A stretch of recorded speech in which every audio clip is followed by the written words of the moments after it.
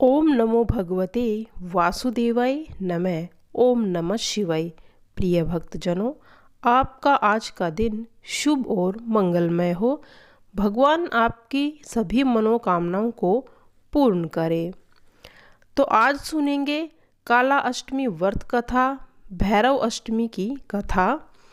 प्रत्येक माह के कृष्ण पक्ष की अष्टमी तिथि को मनाया जाने वाला त्योहार काला अष्टमी व्रत, जो कि भगवान शिव के एक ही रूप भगवान भैरव को समर्पित होता है, प्रत्येक माह में आने के कारण यह त्योहार एक वर्ष में कुल 12 बार तथा अगर अधिक मास की स्थिति है तो 13 बार मनाया जाता है।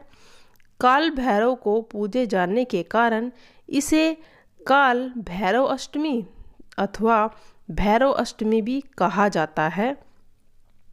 मार्गशीर्ष के कृष्ण पक्ष को आने वाली मास में पड़ने वाली काला अष्टमी सबसे अधिक प्रसिद्ध है, जिसे काल भैरव जयंती या भैरव अष्टमी के नाम से जानते हैं।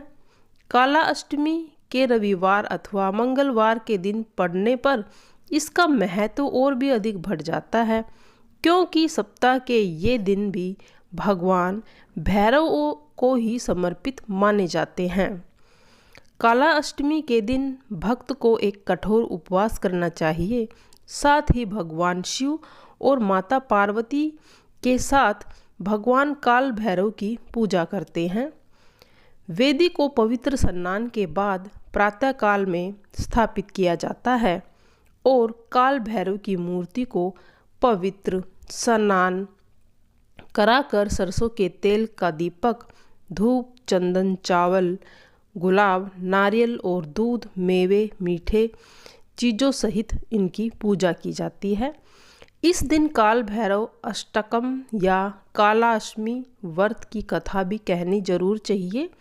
पूजा के अंत में भगवान को सुरक्षा के लिए प्रार्थना के साथ प्रसाद भी चढ़ाया जाता है। इस दिन पवित्र नदियों में स्नान करने और देवगंत आत्माओं को तर्पण और काले कुत्ते को खिलाना अवश्य खिलाना चाहिए, शुभ माना जाता है। भगवान भैरव की पूजा करने से सभी प्रकार के अधर्म और कष्टों से मुक्ति मिलती है।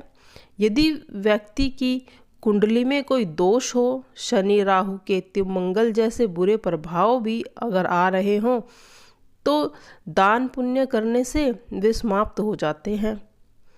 उचित शुभ मुहूर्त के साथ ही भगवान की वंदना करने से बुरे प्रभाव दूर हो जाते हैं।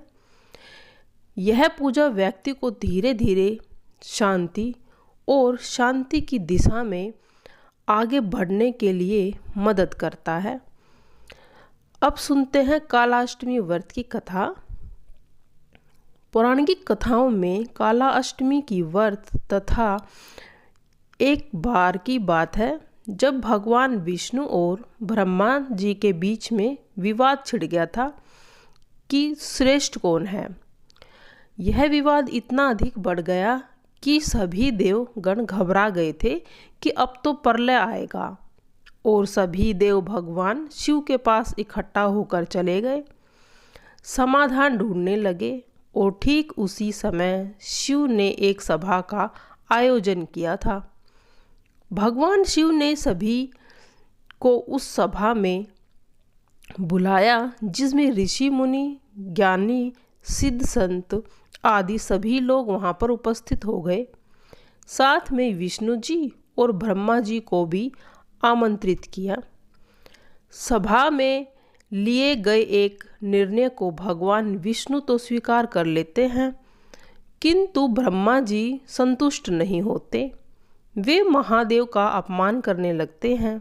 शांत चित्त शिव यह अपमान सहन नहीं कर सके और ब्रह्मा द्वारा अपमानित किए जाने पर उन्होंने रौद्र रूप धारण कर लिया था।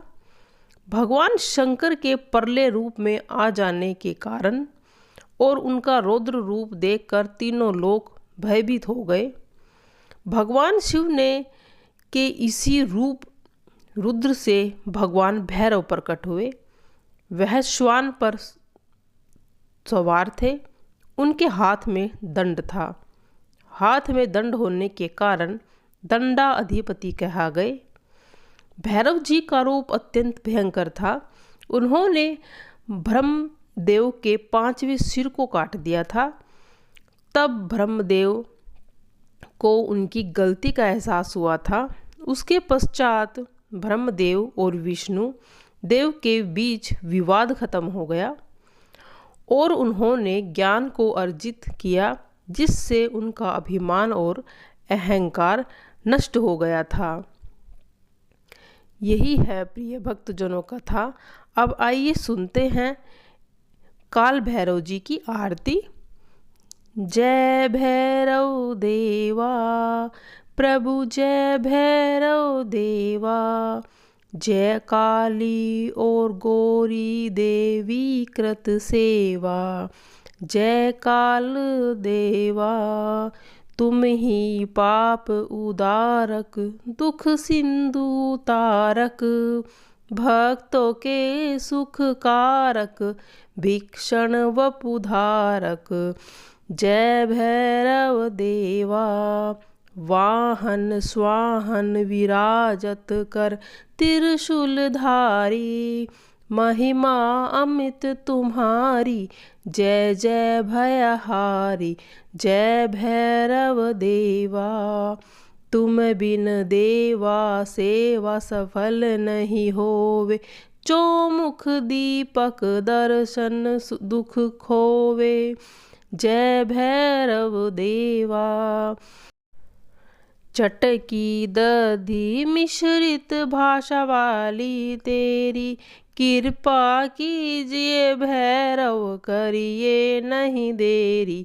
ओम जय भैरव देवा पाप घुंघरू पाँव में घुंघरू बाजत, उरुड मुरादम कावत, बटुक नाथ बन बालक जलमग्न हर्षावत। ओम जय जय भैरव देवा बटुक नाथ जी की आरती जो कोई नर गावे, कहे धरनी धर नर मन वांछित फल पावे। ओम जय भैरव देवा। जय भैरव बाबा तेरी सदा ही जय हो। जय भैरव बाबा तेरी सदा ही जय हो। भक्तजनों पर अपनी कृपा दृष्टि बनाए रखना, उन पे आने वाली हर विपत्ति को हर लेना मेरे काल भैरव बाबा।